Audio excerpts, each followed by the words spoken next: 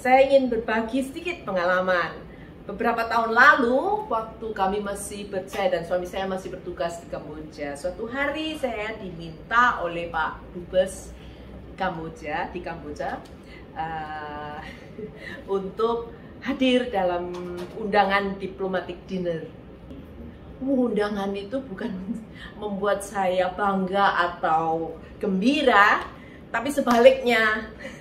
Saya stres karena mikirin busananya gimana, dandanannya gimana, topik pembicaraannya apa, tata cara makannya gimana, segala macam. Wah, pokoknya membuat saya stres. Ya, berbeda sekali dengan undangan kerajaan Allah bagi kita. Undangan ini bukan hanya untuk petinggi negara, bukan hanya untuk orang dengan status sosial tertentu. Mari kita pelajari undangan ini. Apa isi undangan itu di dalam Yesaya 55 ayat 1 sampai 11. Oke. Mari kita baca bersama undangan ini. Dari Yesaya 55 ayat 1 dan 2. Mari kita baca bersama. Ayo, hai semua orang yang haus, marilah dan minumlah air. Hai orang yang tidak mempunyai uang, marilah, terimalah gandum tanpa uang pembeli, dan makanlah juga anggur dan susu tanpa bayaran. Mengapakah kamu belanjakan di uang untuk sesuatu yang bukan roti, dan upah jerih payahmu untuk sesuatu yang tidak mengenyangkan? Dengarkanlah aku, maka kamu akan memakan yang baik, dan kamu akan menikmati sajian yang paling lezat. Selanjutnya, sendengkanlah telingamu dan datanglah kepadaku.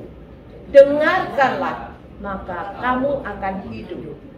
Aku hendak mengikat perjanjian abadi dengan kamu menurut kasih setia yang teguh yang kujanjikan kepada Daud.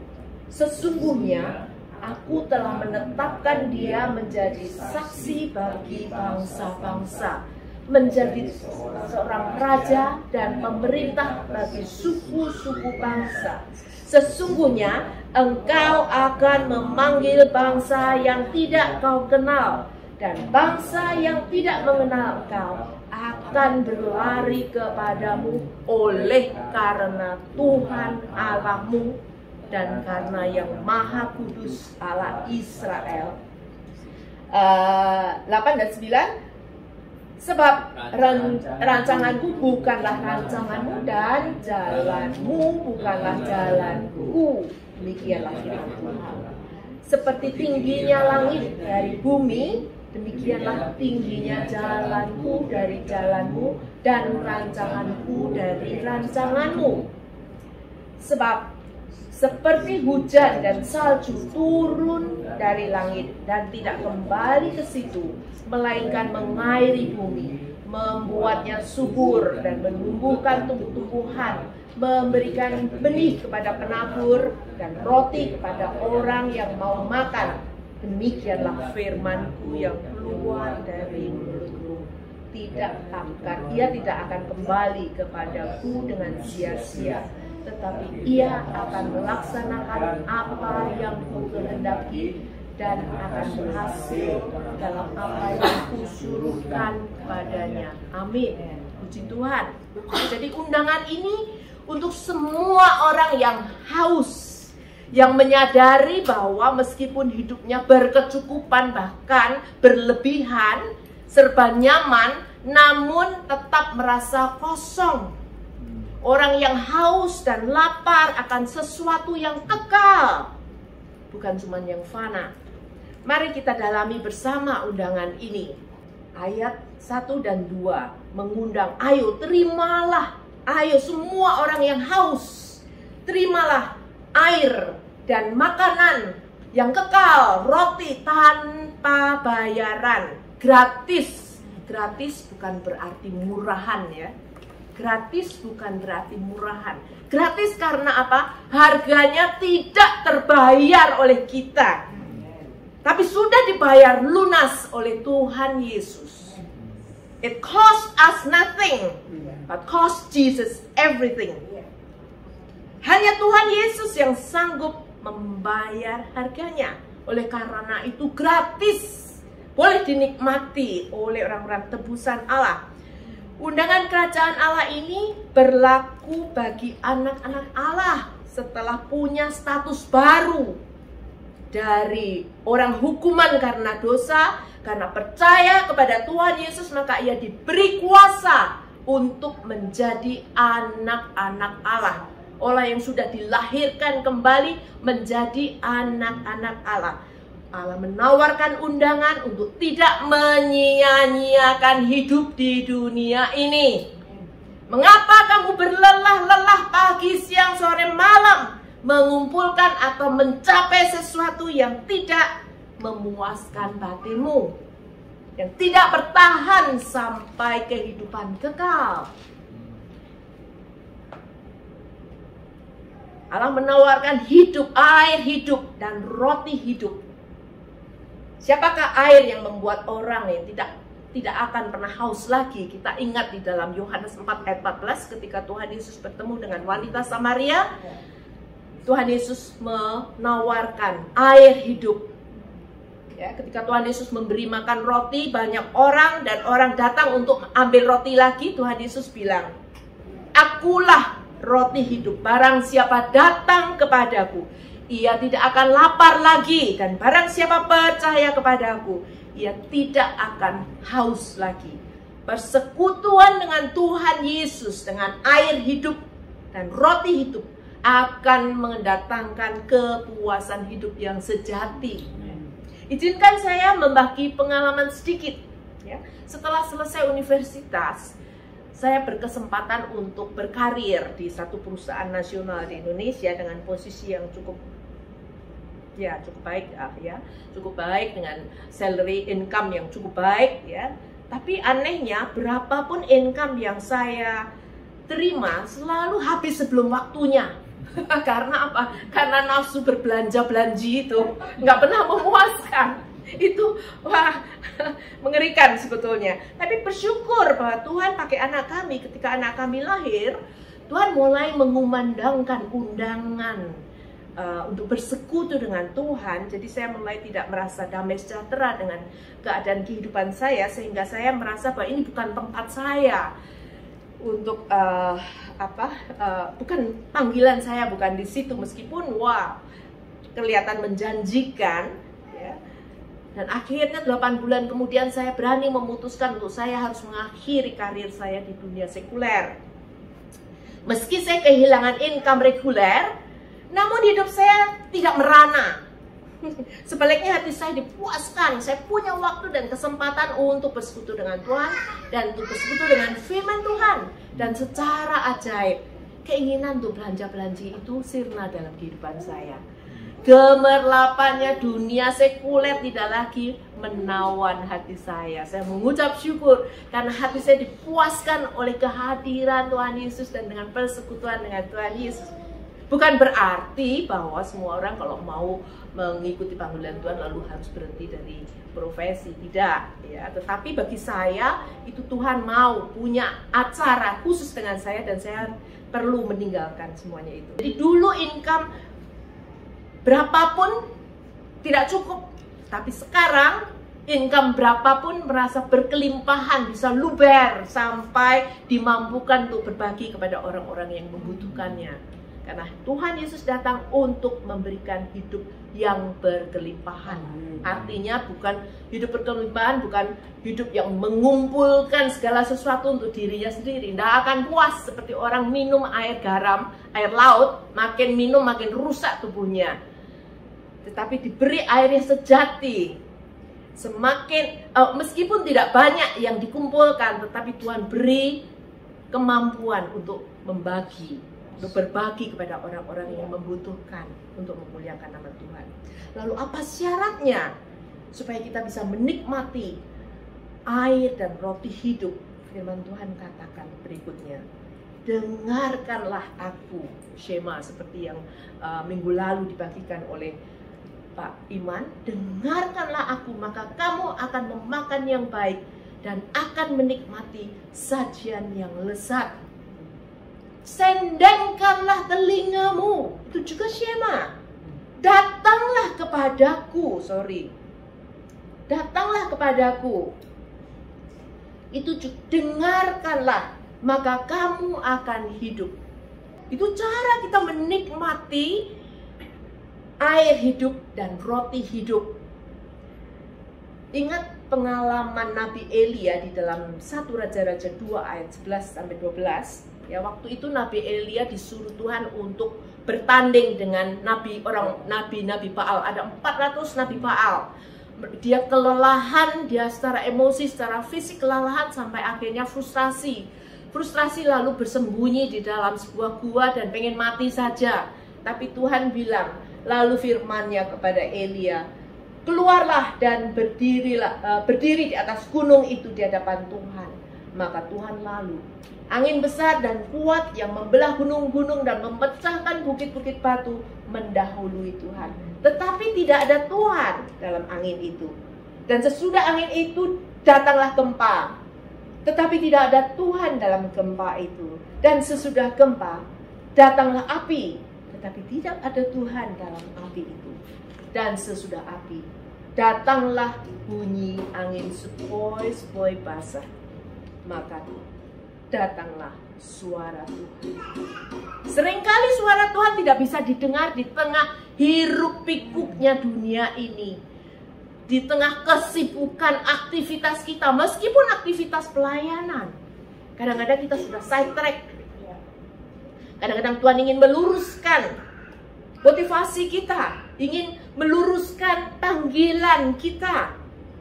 Tuhan ingin supaya kita mendengarkan, dan mendengarkan itu kadang-kadang perlu mengambil sabbatical, stop dulu dari aktivitas rutin sejenak untuk mendengarkan suara Tuhan dengan seksama. Ya, karena Tuhan berbicara bukan di tengah-tengah gemuruhnya dunia ini, tetapi di tengah-tengah kesunyian. Ya, suaranya lembut, hanya bisa didengar ketika kita berdiam diri di hadapan Allah. Mengapa kita perlu mendengar dengan cermat dan penuh perhatian? Shema. Mengapa?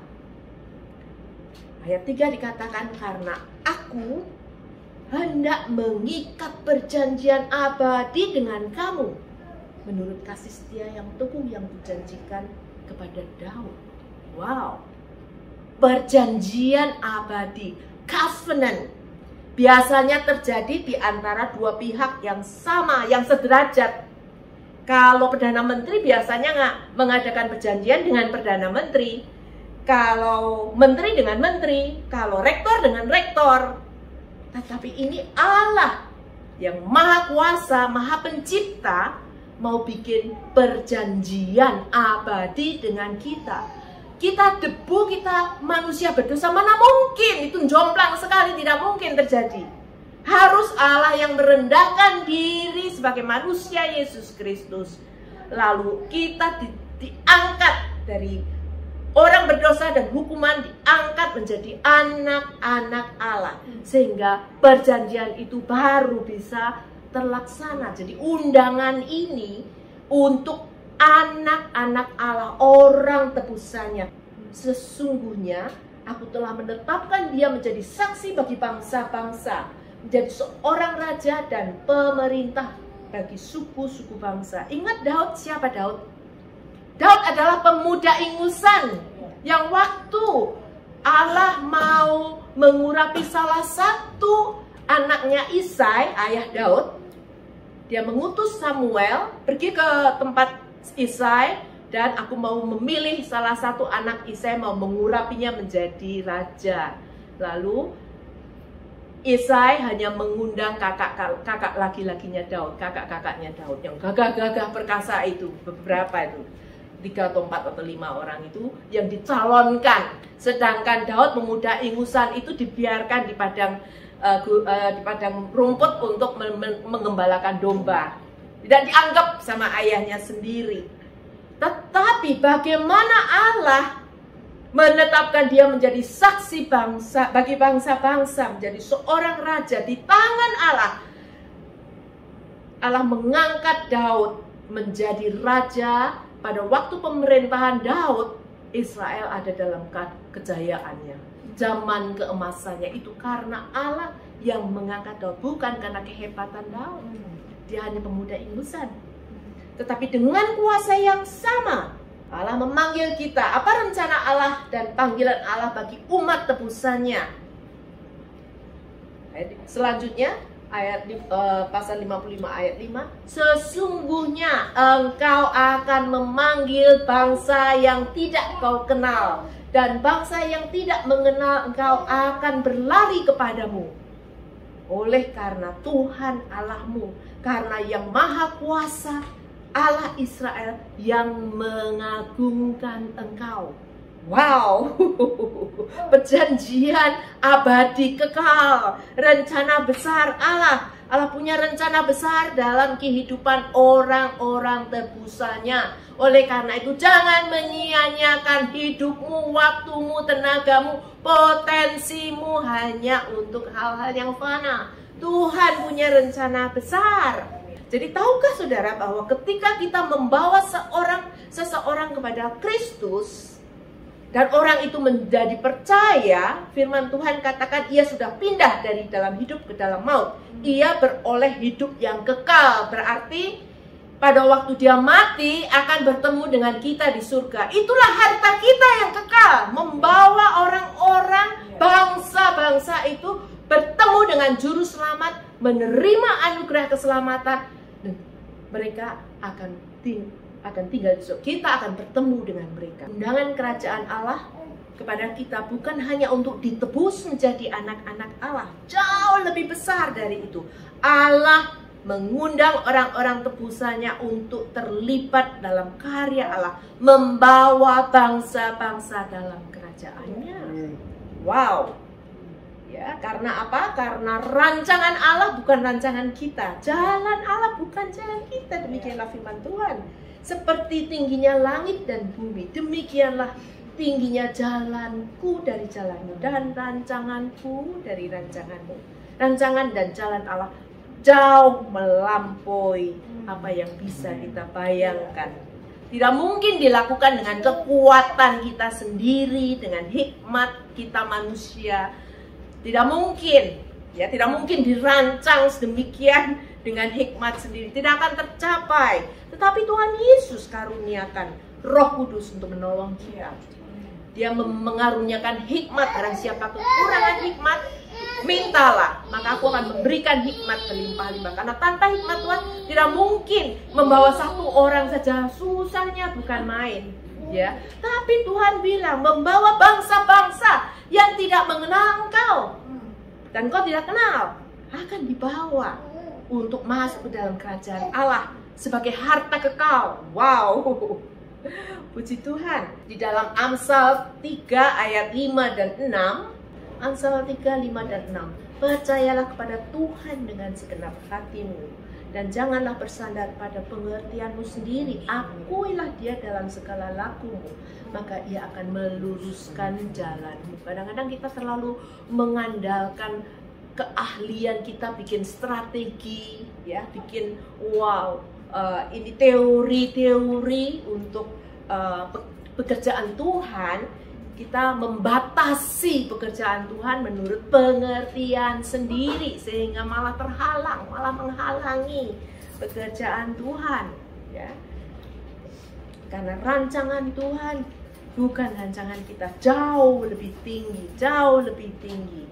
Lalu bagaimana caranya melakukan mahakarya Tuhan ini dalam kehidupan kita? Tuhan katakan di dalam ayat 10-11, sebab seperti hujan dan salju turun dari langit dan tidak kembali ke situ, melainkan mengairi bumi, membuatnya subur dan menumbuhkan tumbuh-tumbuhan, memberikan benih kepada penabur dan roti pada orang yang mau makan. Demikianlah firman-Ku yang keluar dari mulut-Ku, ia tidak akan kembali kepadaku dengan sia-sia, tetapi ia akan melaksanakan apa yang Ku kehendaki dan akan berhasil dalam apa yang kusuruhkan kepadanya. Sama seperti hujan dan salju, tidak akan menguap begitu saja dengan sia-sia, tetapi akan mengairi bumi, punya daya transformasi untuk mengubah benih menjadi biji, biji menjadi buah. Itu adalah daya transformasi yang ajaib. Tidak ada satu manusia pun yang bisa menciptakan kemampuan ini. Itu ajaib. Sama seperti itu, demikian juga Tuhan akan memakai firman Tuhan yang dibaca, yang didengarkan, yang direnungkan, yang dipelajari, punya daya transformasi dalam hidup orang percaya untuk mengubah keinginan, kepuasan, ambisi, kerinduan hati kita untuk mengikuti panggilan Allah yang mulia dan kekal. Ini undangan, ini kehormatan. Mengapa kita menghabiskan energi dan semua potensi hanya untuk sesuatu yang fana, yang tidak memuaskan hidup kita, yang malah menimbulkan masalah? Saya bersyukur bahwa BDC, Building Discipleship Culture, itu gerakan yang membawa kita kembali kepada firman Allah. Ya, ini selaras dengan gerakan dari Crossway ini. Puji Tuhan. Ya, izinkan saya mengakhiri renungan ini dengan sebuah cerita. Pada suatu hari diselenggarakan konser akbar oleh seorang komposer besar yang dihadiri oleh para petinggi negara. Beberapa menit sebelum sang komposer itu muncul, tiba-tiba ada seorang anak umur 3 tahun, 4 tahun lah, lari-lari di panggung, duduk di bangku piano, mencet-mencet mainan piano. Langsung bingung, apaan ini? Lalu panitia dengan buru-buru menghampiri anak itu, lalu mengangkat anak itu. Dan komposer itu lihat, dia lagi dandan, lalu dia lihat apa yang terjadi di panggung. Lalu dia segera keluar, lalu dia minta anak itu. Kemudian dia duduk di piano dan menaruh anak itu di pangkuannya. Dia minta anak itu, menyuruh anak itu pencet beberapa nada di piano. Biasa kan anak suka mainan. Lalu berdasarkan nada-nada yang sederhana itu, sang komposer membuat satu komposisi yang luar, komposisi musik dengan pianonya yang luar biasa indah. Wow! Sampai terakhir dia mengakhiri dengan semua hadirin berdiri memberikan standing applause. Wow! Bukankah hidup kita hanyalah seperti anak kecil itu di pangkuan Sang Maha Komposer kita, Yesus? Lalu apa respons Anda, respons kita terhadap undangan kerajaan Allah ini? Bersediakah kita menyerahkan sisa hidup kita pada Allah agar Dia melakukan pekerjaan besarnya di dalam hidup kita? Ini undangan, bukan paksaan, karena ini adalah satu privilege yang Tuhan tawarkan.